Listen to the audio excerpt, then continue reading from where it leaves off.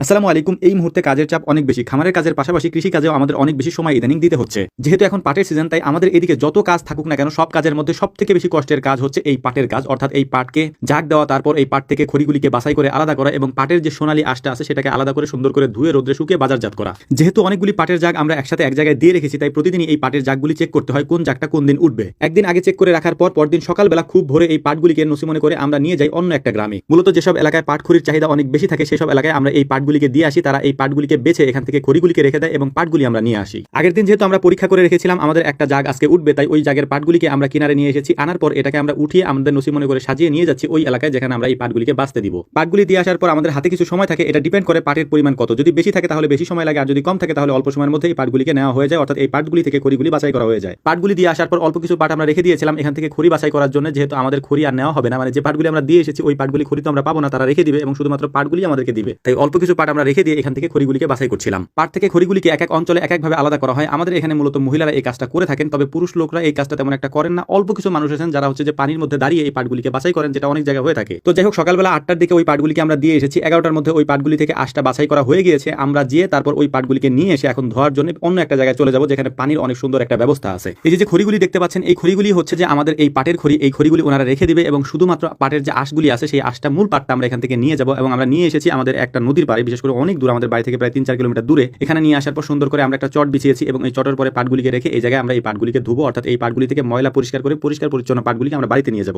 অনেকে প্রশ্ন করতে পারেন যে পাট নিয়ে আমরা এত দূরে কেন এসেছি বা নদীতে কেন এসেছি। মূলত নদীর পানিটা পরিষ্কার থাকে এবং নদীর পানি ভালো থাকে, স্রোত থাকে। এই স্রোতের মধ্যে পাট ধুলে পাটের যে কালারটা থাকে সেটা অনেক ভালো হয়। আমাদের ওখানে পাথারে বা পুকুরের পানি তেমন একটা উপযুক্ত না পাট ধোয়ার জন্য, যে কারণে আমাদেরকে এত দূর আসতে হয়েছে। এর পাশাপাশি আরো একটা সমস্যা আছে, সেই সমস্যাটা হচ্ছে নদীর পানিতে প্রচুর পরিমাণে স্রোত থাকে। এই স্রোতের কারণে এই পানিতে তেমন একটা চুলকানি হয় না, অর্থাৎ চুলকায় না শরীর। কিন্তু আমাদের পাথারের পানি বা পুকুরের পানিতে যদি এই কাজগুলি আমরা করতে যাই তাহলে প্রচুর পরিমাণে চুলকায় ওই পানিতে। তো যাই হোক, আলহামদুলিল্লাহ সকালে আমরা প্ল্যান করেছিলাম যে জোহরের নামাজের আগে আমরা এই কাজগুলি শেষ করে তারপর বাড়িতে চলে যাব। তো আলহামদুলিল্লাহ মোটামুটি আমাদের কাজ শেষ হয়ে গিয়েছে। আমরা এখন অপেক্ষা করছিলাম আমাদের নসিমন আসার জন্য। যতক্ষণ না নসিমন আসে ততক্ষণ পর্যন্ত আমরা পাটগুলিকে সুন্দর করে বেঁধে নিচ্ছিলাম। নসিমন আসার সাথে সাথে নসিমনের পাটগুলিকে নিয়ে আমরা বাড়িতে চলে যাচ্ছি। আমরা যেহেতু প্ল্যান করেছিলাম আজকে জোহরের নামাজের আগে বাড়িতে যাব, সেই প্ল্যান অনুযায়ী আমরা কাজ করেছি এবং দ্রুত করতে হয়েছে, যে কারণে আমাদের একটু কষ্ট হয়েছে। আর এই কাজটা একটু কষ্টের, অর্থাৎ পাট ধোয়ার কাজটা বেশ কষ্টের কাজ। এটা যারা করেন বা করেছেন তারা জানবেন বা বুঝবেন যে এই কাজটা মূলত একটু কষ্টেরই। তো যাই হোক, আলহামদুলিল্লাহ জোহরের নামাজের আগে এই কাজটা আমরা শেষ করতে চেয়েছিলাম, আমরা পেরেছি আলহামদুলিল্লাহ। তো আমরা এই পাটগুলিকে এনে তারপর সুন্দর করে নেড়ে দিচ্ছিলাম। তো যাই হোক, আমাদের জন্য দোয়া করবেন। আসসালামু আলাইকুম ওয়া রাহমাতুল্লাহ।